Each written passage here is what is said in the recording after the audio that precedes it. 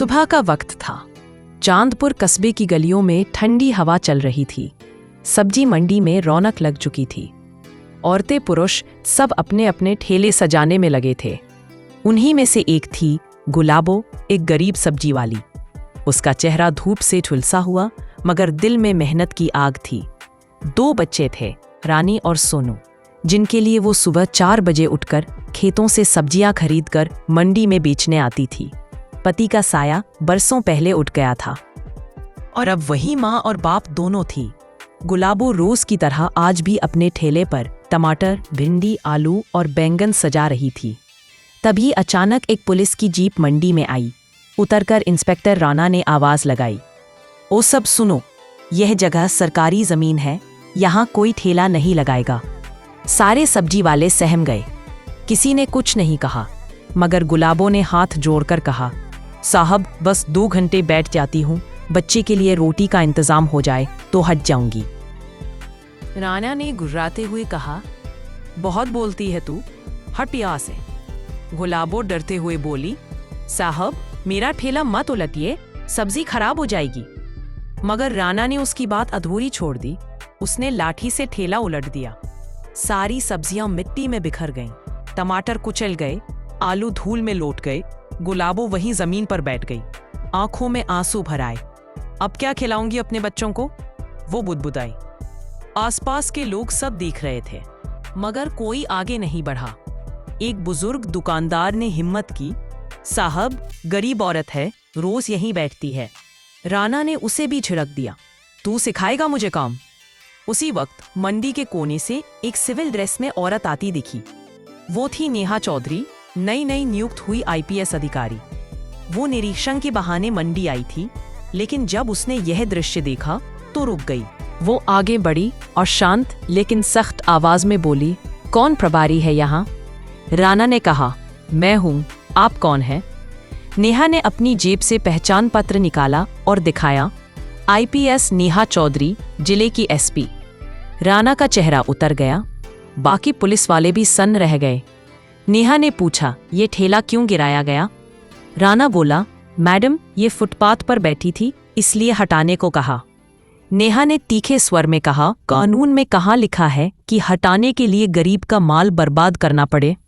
गुलाबो ने रोते हुए कहा, मैडम रोज यहीं बैठती हूँ, किसी को तकलीफ नहीं दी, आज साहब ने सब फेंक दिया।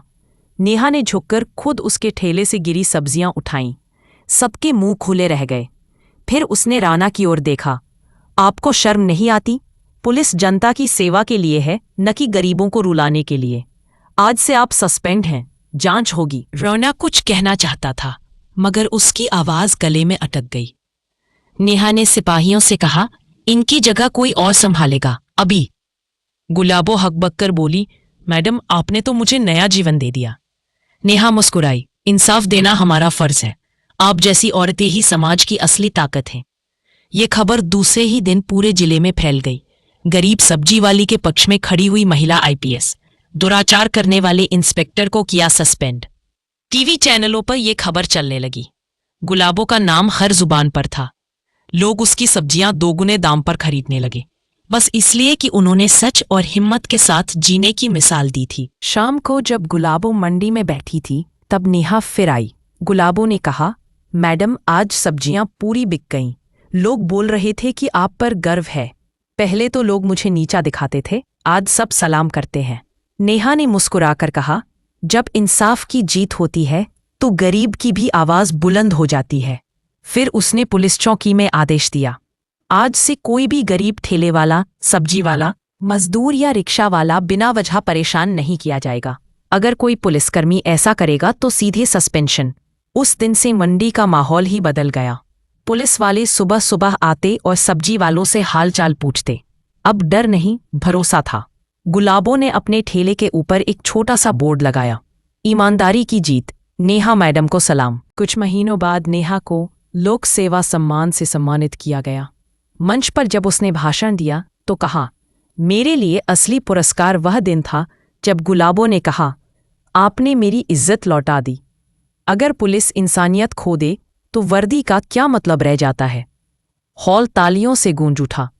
गुलाबो भी वहां दर्शकों में बैठी थी। आंखों में आंसू थे, मगर चेहरे पर गर्व की चमक थी।